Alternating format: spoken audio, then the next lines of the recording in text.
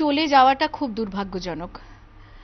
প্রথমে টাটা, এখন এবিজি, এবং অ্যাসোচেম চেম্বার্স যেভাবে কালকে একটা স্ট্রং নোট দিয়েছিলেন যে এইভাবে যদি বাংলা থেকে সবাই চলে যান শুধুমাত্র আইন শৃঙ্খলার অবনতি এবং অ্যাডমিনিস্ট্রেটিভ সমস্যাগুলো তৈরি হচ্ছে বলে, এবং হলদিয়ায় এরকম একটা অচলাবস্থা তৈরি হচ্ছে বলে, এটা সত্যি কিছুতেই মানা যায় না।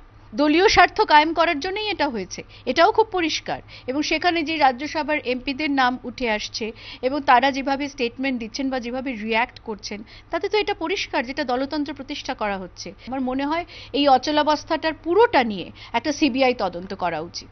এই মুখ্যমন্ত্রীকে আমরা দেখেছি বাংলায় বহু বিষয়ে, বামফ্রন্টের সময় তারা সিবিআই তদন্ত তিনি বহু বিষয়ে দাবি করেছেন, এবং যেখানে আমার মনে হয় যে যিনি একটা স্বচ্ছ ভাবমূর্তি নিয়ে চলার চেষ্টা করেন এবং স্বচ্ছ ভাবমূর্তি কে বাংলায় প্রতিষ্ঠা করতে চান, গণতন্ত্রকে প্রতিষ্ঠা করতে চান, সেখানে যখন হলদিয়ার বিষয়ে তার দলেরই কিছু মানুষের নাম উঠে আসছে, তখন তো তারই আগ বাড়িয়ে সিবিআই তদন্ত করা উচিত।